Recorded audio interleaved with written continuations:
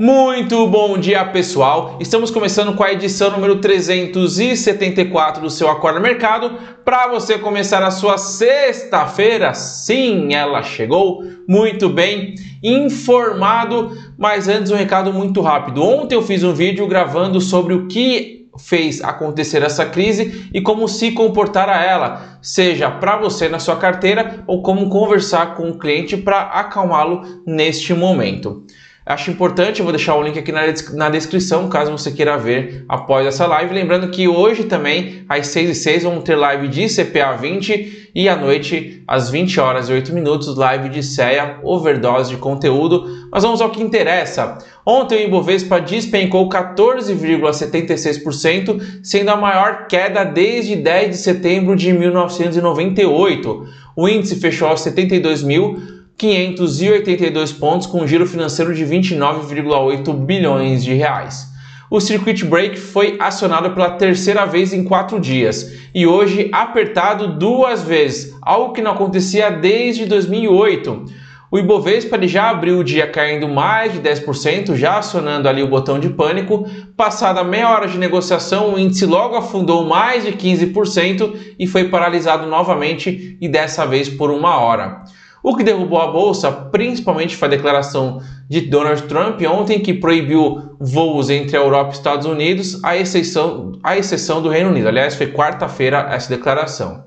Mas a bolsa ela estava ali subindo cada vez mais e ela fechou a 14,72. Por que ele deu uma arrefecida? Foi por conta do anúncio pelo Fed de uma injeção de nada mais, nada menos que 1,5 trilhão de dólares nos mercados, em operações de recompra de títulos, 2/3 do volume por 3 meses, 1/3 por 1 mês. Com isso, o Ibovespa desacelerou o tombo ali para 14,76.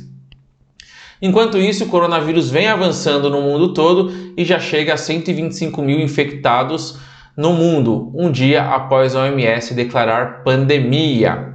O secretário de comunicação do governo, Fábio Weingarten, foi diagnosticado com coronavírus. Com isso, Bolsonaro teve que fazer testes, já que esteve com Fábio em uma viagem nos Estados Unidos. O secretário também esteve com Donald Trump nessa viagem. Encontrou, Donald Trump nessa viagem.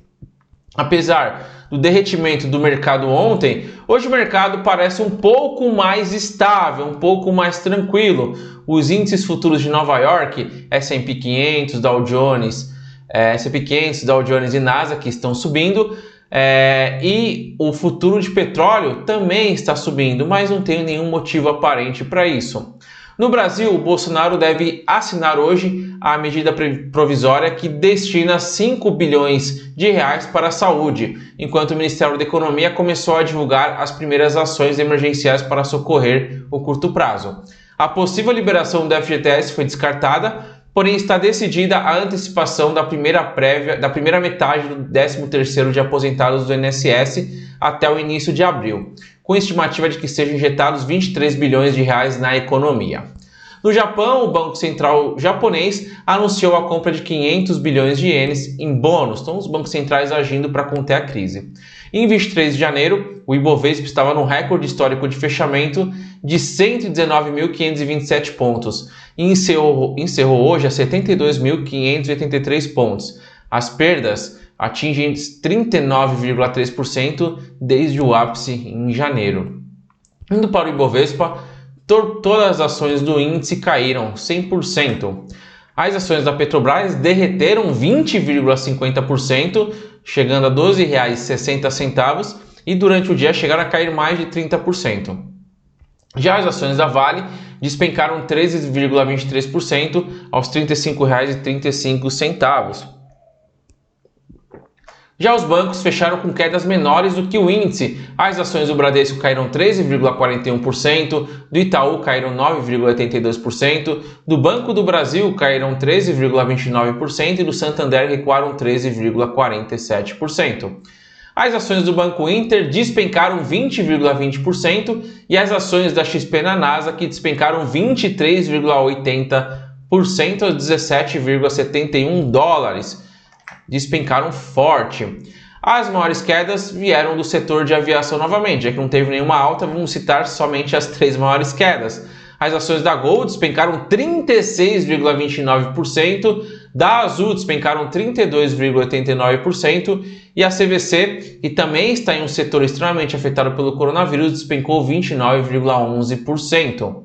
Na B3, as ações que mais subiram foram da Azevedo e Travassos, subindo 12,39%, enquanto a maior queda foram das ações da Hércules S.A., despencando 41,31%.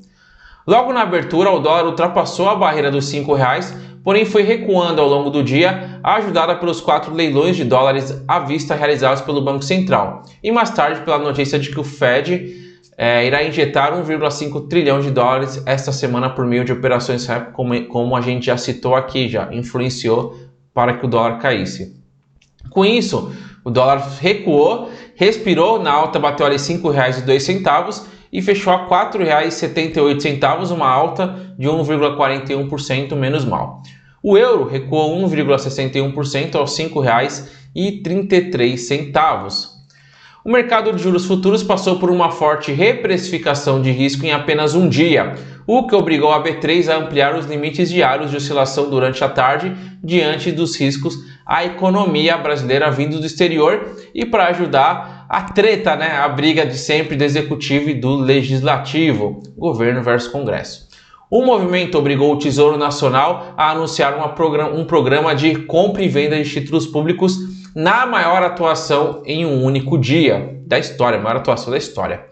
Com isso, desde janeiro de 2021 disparou 4,21% para 4,94%, de 4,21 para 4,94%, enquanto desde janeiro de 2025 disparou de 6,92% para 8,14%, muita coisa, né? Os títulos do Tesouro também não ficaram para trás. Todas as taxas subiram forte novamente. A NTN-B 2055 subiu de IPCA mais 4,11% para IPCA mais 5,17%. E também para a LTN 2023, que subiu de 5,82% para 7,25%. Quando eu falo de oportunidades, todo mundo fala da questão da bolsa, que, claro, abriu muita oportunidade de compra, muita ação em liquidação. Porém, olha só essa taxa aqui, vou até voltar aqui para quem está vendo o slide, uma taxa de IPCA 2055 pagando IPCA mais 5,17%. É 5,17% de ganho real, e isso era praticamente a nossa taxa nominal. Aliás, é praticamente a nossa taxa nominal, acima da taxa nominal, que é 4,25 CDI, a Selic está 4,25, o CDI também está nesse patamar. E só em ganho real você consegue mais. Logo, é um bom negócio olhar para os títulos públicos federais, que vão oscilar, é claro, vão oscilar bastante, principalmente as pré-fixadas, mas ligado ao IPCA, que é o ganho real, o ganho acima da inflação, está cada vez mais interessante. Na agenda, nenhum indicador relevante. Falando de Estados Unidos, o sentimento de pânico persistiu lá em Wall Street. Logo no início do dia, o mecanismo de circuit breaker foi acionado pela segunda vez na semana e nem mesmo uma injeção exorbitante de liquidez pelo Fed foi capaz de acalmar os investidores. Os índices de volatilidade do mercado acionário voltaram a disparar, se aproximando dos valores máximos da crise financeira lá de 2008. O índice Dow Jones teve seu pior pregão desde 1987, ou seja, toda essa crise que a gente está vendo vai virar um filme lá na frente, igual a gente viu outros filmes sobre as crises passadas, né? O Dow Jones caiu 9,99%, o S&P 500 caiu 9,51% e o Nasdaq caiu 9,43%. Falando do filme, foi a grande aposta, né? Dada a crise de 2008 do subprime.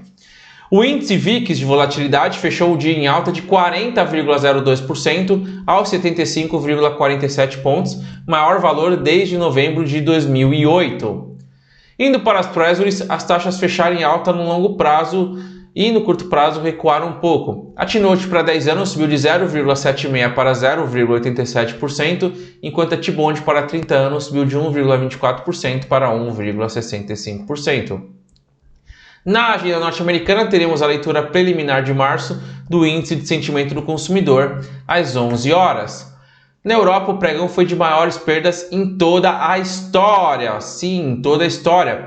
O índice Europe Stoxx 600 registrou um tombo de 11%. Esse índice ele reflete o desempenho médio ponderado das ações mais negociadas no continente em 17 países. Frankfurt caiu 12,24%, Londres recuou 10,87%, Paris caiu 12,28% e Madrid caiu 14,09%, mas quem sofreu mesmo, aliás, quem está sofrendo muito é a Itália. A Bolsa de Milão caiu 16,92%. Na Ásia, as bolsas estão operando em queda, a Bolsa de Tóquio está caindo 6,02%, de Xangai caindo 1,23%, Hong Kong caindo 1,33% e Seul caindo 3,43%. Os preços do petróleo em queda novamente, o WTI caiu 4,49% aos 31,50 dólares, enquanto o Brent caiu 7,18%, fechando aos 33,22 dólares. Porém, durante essa manhã, o petróleo vem operando em alta. Uma notícia boa. O contrato de ouro OZ1D recuou 2,18%, enquanto as criptomoedas, essas sim, estão despencando. Bitcoin está caindo 39,58%, Ethereum caindo 36,45% e a Ripple está caindo 26,28%. O índice de fundos imobiliários, que costuma ser algo mais conservador, ele costuma, nessas quedas que ele teve durante o ano, era 0,30 aqui, 0,20 ali, 1% no máximo. Ontem recuou 6,63%, nem eles foram poupados. A maior alta foi do fundo de investimento imobiliário VBI FL 4440, subindo 7,84%, enquanto a maior queda foi do fundo de investimento imobiliário Continental Square Faria Lima, caindo 17,58%. E por hoje é só, uma ótima sexta-feira, bons negócios, vejo alguns na live agora às 6, outros na live às 20 horas e outros na segunda-feira. Ótimo dia, até mais, tchau!